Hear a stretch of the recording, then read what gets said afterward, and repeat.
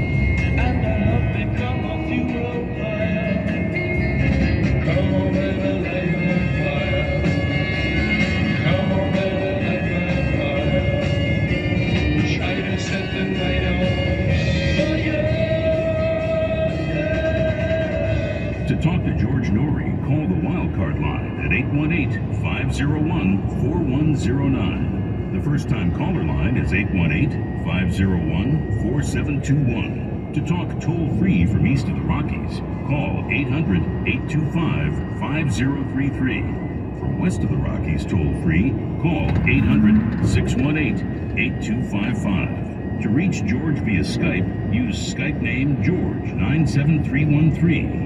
Send George a text message anytime at 818-298-6521. From the gateway to the west, this is Coast to Coast AM with George Norrie. Well, this hour we'll take your calls with Paula Harris, noted UFO investigator. We're going to talk to her a little bit about some of her other works, and then we'll dive into the calls in just a moment. What makes the CC Radio 2E a fantastic radio? It's simple. Tune your average size radio to a weak AM station, then put C. Crane's CC Radio 2E right next to it. What a difference.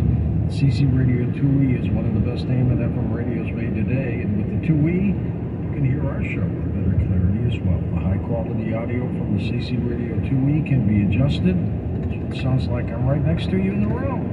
It's designed to receive long-range AM and FM stations and make those weak signals strong. The 2E also gets weather with the alert, which makes for a great emergency radio too. I recommend the CC Radio 2E from C. Crane.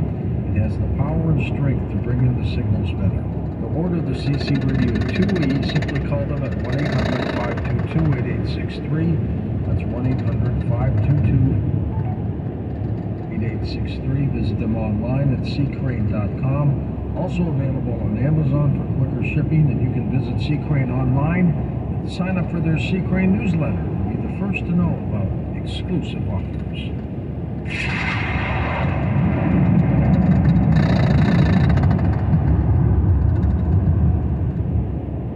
Looking to switch to the most trusted wireless brand? Choose Consumer Cellular. They have been offering superior nationwide coverage for over 27 years. Switch today and save up to half on your wireless bill. They offer unlimited talk and text with a flexible data plan starting at just $20 a month. Their award-winning customer support team makes switching easy. You can keep your phone and number, and activation is free. Plus, you can add a family member to your plan for just $15 a month. Never worry about drop calls because Consumer Cellular has the exact same coverage as the major carriers, with coverage to over 99% of the nation. This is all backed by their 100% risk-free guarantee. Also, with Consumer Cellular, you can save up to $250 a year. Go to consumercellular.com/Norrie, and for a limited time, get $25 off your wireless bill when you use promo code Norrie. That's consumercellular.com/Norrie, and use promo code Norrie for $25 off.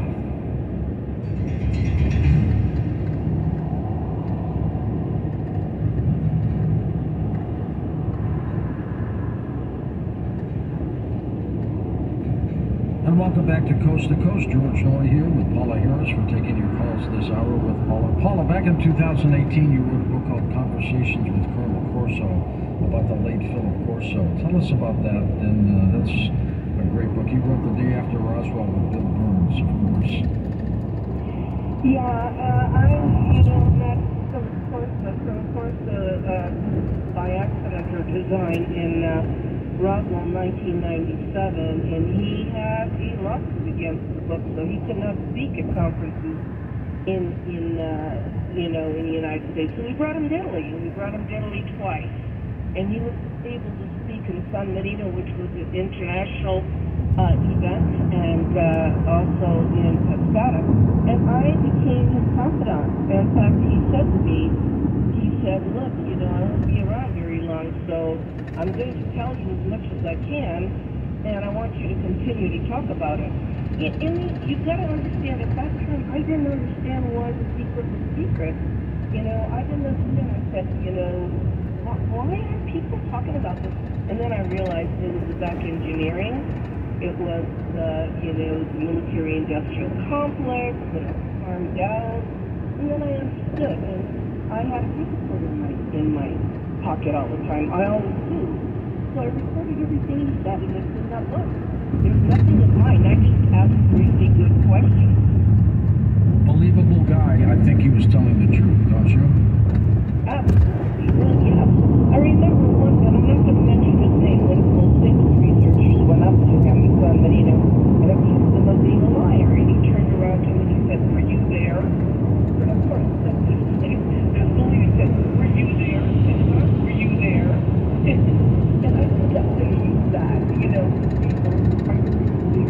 If you talk to them, you go, "Okay, were you there?"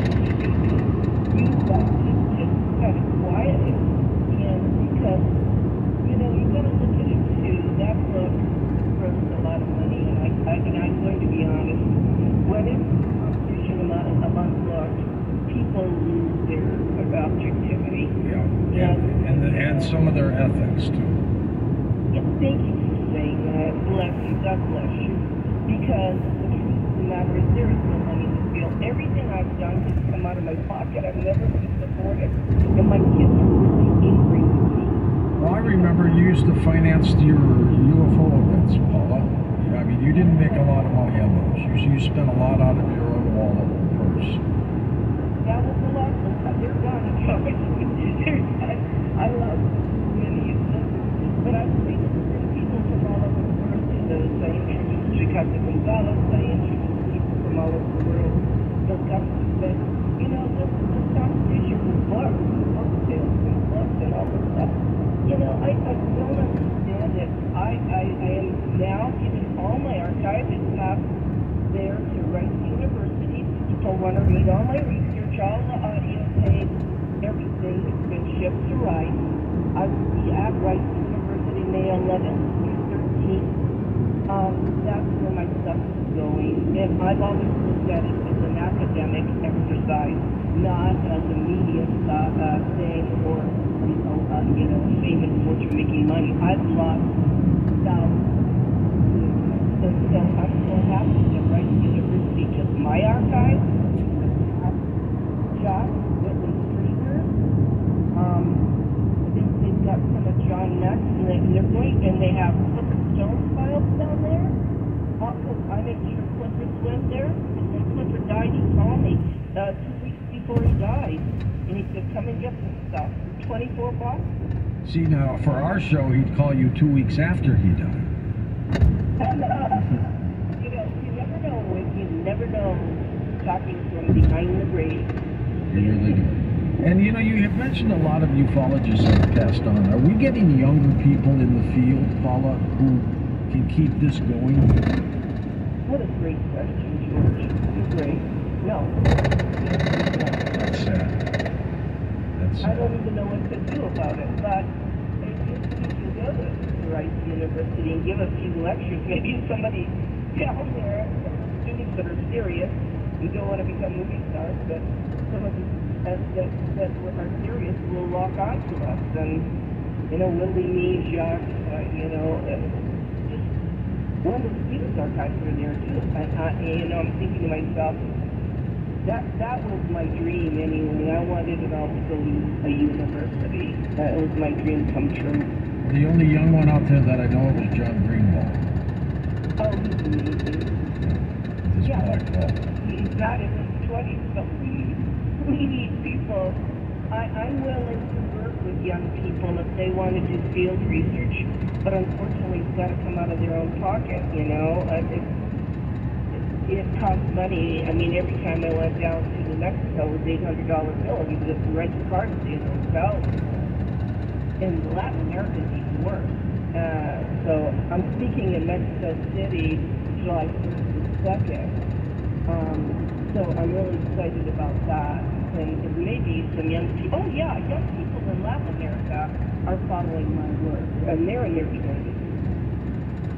Fantastic. Let's take some calls for you this hour. They're going to fly by. We'll start with going east of the Rockies. Bob is with us in Ohio. Hello, Bob. Thanks for calling. Good morning, George and Paula. I wanted to tell you about, I'm in Mount Vernon. I saw that silver deer, and it had a shimmer to its color, like waves. It almost looked like it had electrical current running around it. And this is a daytime sighting where I could see it in great detail. How big do you think it was, Bob? Being up in the sky without something to compare it to is kind of difficult, but I'm going to say it was every bit of 50 feet diameter, possibly 100. At least the size of a plane. Correct. My first instance of seeing it, I thought hot air balloon, and I really looked at it, and there's no gondola, nothing. I mean, this was a dull silver sphere, and the more I looked at it, I noticed it had a squarish, like, bump out, and I could only see one side of it, of course, which I noticed. Well, I believe there was 4 of them, and the two, they were halfway between, which would be the South Pole and the equator. They were like halfway up, so they kind of like looked, the lower ones looked down at like a 45-degree angle from straight down or straight out, and the other two were halfway between the Approaching a railroad crossing. equator and the North Pole of it. How did it disappear, Bob? That's where it didn't disappear. I had to, I'm the guy that called Monday. Well, right. I dwelled too much on losing my sense of smell, where I had to get out of the intersection, and I intended on going into the parking lot and getting out and looking at it, but it wiped my memory of it out, and then afterwards, when I got home that evening, I looked at I have a stainless steel skillet with a dome lid on it. I looked at it, and it all came back to me after seeing that skillet, and I was just stunned that after seeing that, and I knew I was going to go up in that parking lot, and I was going to go up there and look at it where it was safe to do so. Well, when I got up there, I had at that moment no memory of it until it was close to 2 hours later when I got home and looked at that skillet, and I was like, it all come back to me, what I had seen and how it had affected me, and that's what I was trying to tell you about Monday. Well, you're not alone with that, Bob. How many people like Bob, Paula, are out there that don't recall these things until later? A lot of them, but Jack LaLanne, and he's amazing when he has a conversation about this stuff. The phenomena is there to get your attention, and it seems like it really got his attention. No question about it at all. What do you think about the alien abduction phenomena? Is it still happening? No, I really don't like the word abduction. I'd rather call it contact because I have my own theory of what abduction really is. I don't think it's much. I think that we in the United States only concentrate on that, where you can go to other countries if they don't talk about race. In Latin America, you know, human-type space brothers to contact you or interdimensional beings. They don't concentrate on it. I think there's a greater concentration in the United States of that. And if there was like a hybridization program, I mean, do they need to do 50 years worth? It's like, you can get what they need like right away or off a glass or getting DNA off. You can get DNA off anything. I don't think you need to scare people to death. So I have my own feelings about that. Next up, Norman's in St. Louis. Hey, Norm, go ahead. Good evening. I did a quick, like a comment, I guess, and then a real quick story about where I believe in UFOs and aliens. But it seems like a lot of the contacts, or at least lately, I guess, and it seems like they have to do with the military or government or whatever. And I was wondering if your guest had seen 2 years back when Obama was president, and I noticed this guy, he was like on the Secret Service detail, and he started getting on YouTube and whatnot. People, you know, started pointing it out, and I kind of checked into it. He would have one of, you know, the things in his ear, I guess, to listen, and you could see him, he's kind of like a light-skinned African-American. Sometimes he'd wear like an Italian hat, like a fedora, and then, but when he turned his face a certain way, you could see his face actually like kind of elongate, like into like a praying, you know, like a praying mantis head or something. And people were saying that they thought he was A hybrid. part of that, you know. And it kind of got to where I started believing it myself, because I mean, it was really weird. You can look it up on YouTube. But then my story is, I was dating this friend of mine, Kristen, and she was in a place that was an old school from like the 50s, and it got converted into like a care place for like abused women, that kind of thing, and mentally ill. But she was up on the second floor, and they had an elevator that was real crickety, and sometimes it'd take you 2, 3, 5 minutes to go from the second floor down on our date, you know. And I dated her 10 or 15 times. And we're walking towards the elevator, and there's a little cubby where, you know, people's parents could read Time magazine or whatever, but, you know, while they were getting dressed or whatever. And all of a sudden this guy came out of there. Same thing, he had like a fedora on, an Italian suit. And he started to go to the elevator, and we were maybe 30 foot away, so I grabbed her hand and I go, come on, let's go, so we don't have to wait a half hour for the thing to go down and up. And I said, hey, can you hold that elevator for us? And he looked over at me, right? He like, at first he didn't pay attention, so I said it kind of louder. And he finally looked over at me, and his face looked weird, like he looked real, but his face kind of looked like he'd been embalmed or something, if you know what I mean. Jeez, don't get on that elevator, Norm. well, he got on, and he let it lock, you know, and I was like, what a jerk. And but I put my fingers in there all the way to the point where they almost pinched, you know. Oh God! And so I pulled them back, and I started hitting an open door. I let go of her hand for, you know, and ran for a bit. And she caught up to me right as I did that, and I hit open, and it opened like within 3 seconds, you know. And we got on, and I was getting ready to cuss the guy out. You know, like, what a jerk! Why did you hold it? And he wasn't there. He was gone. He was gone, and it kind of ruined our day, because she really freaked. She made me, there was a mop and a bucket on there, and I had to take the mop handle and poke all the ceiling down to make sure he wasn't up there. But I'm wondering if they can cloak like that, like, you know what I'm saying? Like, it's like say, angels and aliens and things. It's like, if you're open to it, I think you're more likely to see things like that than if you're closed-minded. It would scare you or something. Because I wasn't scared, it was just freaky. What do you think of that, Paula? Well, I think he's right. You know, I think that he's bringing up a good point. He said if you're open to it, you're kind of inviting it in your face. You know, if you're open to it, yeah, it sounds like an interesting story. Do they shapeshift at all? These ETs, these hybrids? Well, I can't answer that because I never saw one. I've heard stories. You know, I'm not thinking that I'm not of the thinking, because in my research I haven't encountered reptilian kind of stuff like I hear.